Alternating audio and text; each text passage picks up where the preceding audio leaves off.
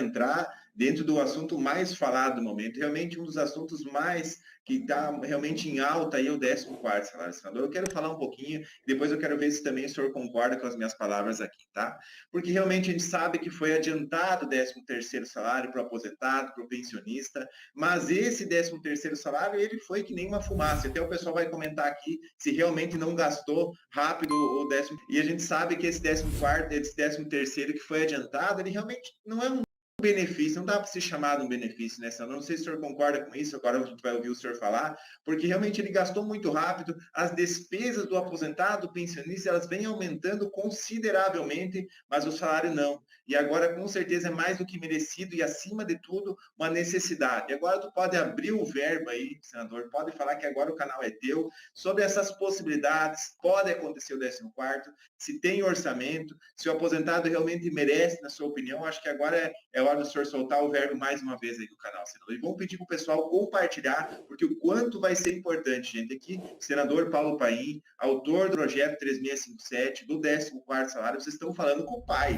O pai do 14º salário está aqui. Então, compartilhe esse vídeo. Quem está gostando, já deixa o like aí, que agora a palavra é sua, senador. O projeto, ele interessa diretamente a 35 milhões de aposentados e pensionistas do INSS, né, a nossa Previdência. Em torno de 80% ganham o salário mínimo. Os cálculos, que me pergunto sempre, né? Bom, quanto nós vamos ter que gastar, porque alguém tem que pagar, né? A gente prevê, pelos cálculos dos consultores, algo em torno de 42 bi. 42 bi, você beneficiaria esses 35 milhões, mas o relator de plenário, ele pode dar um teto, né?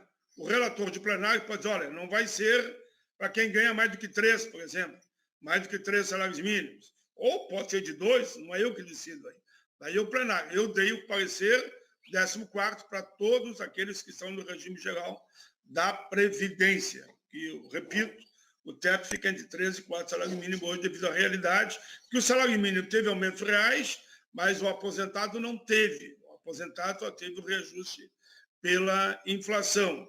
A pergunta 2 que me vem sempre, eu estou aqui de tanta entrevista que eu dou, eu vou já encaminhando, e vocês podem fazer outras perguntas. Então, falta de dinheiro não é, tem que haver vontade política de fazer acontecer. Só como exemplo, os Estados Unidos prevê um investimento de moeda nova no mercado de 7 trilhões de dólares. E aqui no Brasil daria mais ou menos 7 trilhões de dólares, aqui está mais que 5 por 1, né? Vamos de 7 vezes 5, 35, aqui daria 35 trilhões de reais, né? 35 trilhões de reais, se fosse comparar, investir a mesma coisa. Claro, Estados Unidos, nós somos nós, né? Ninguém está pensando em investir isso. Os bancos receberam 1 trilhão e 200, se tiverem depois mais um reforço. Uns 2 trilhões e meio já foi usado. Ora, essa crise não termina agora. Essa crise vai continuar o ano que vem, independente da pandemia. Talvez o próprio reflexo da pandemia o ano que vem. Mas a crise econômica, você não termina com ela com um estalar de dedos, né? E esses aposentados e pensionistas acabam ajudando aqueles que ficam mais na sua volta. Antes mesmo da pandemia, que era em torno de 10 milhões, que eles ajudavam a sobreviver, em outras palavras, né? Com a pandemia, multiplica por 2, são 20 milhões de pessoas.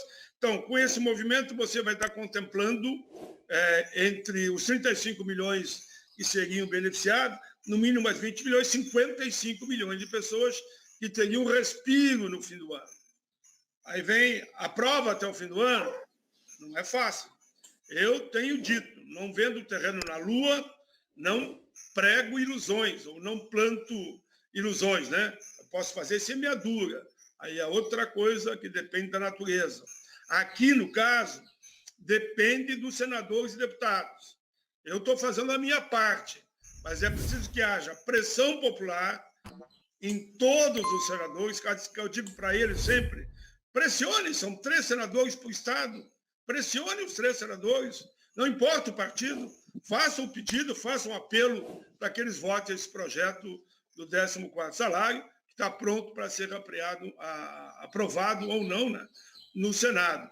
E também remetam correspondência para os partidos, para os líderes, e consultem, não é consultem, conversam, perguntem aos próprios vereadores e prefeitos como é que o partido dele vê essa questão, né? Porque isso tudo repercute em escala, o efeito dominó lá em cima, para que efetivamente o 14º seja aprovado. A última questão só nessa abertura, alguém me diz, mas se não aprovar esse ano? Se não aprovar esse ano, nós temos que continuar brigando para o ano que vem.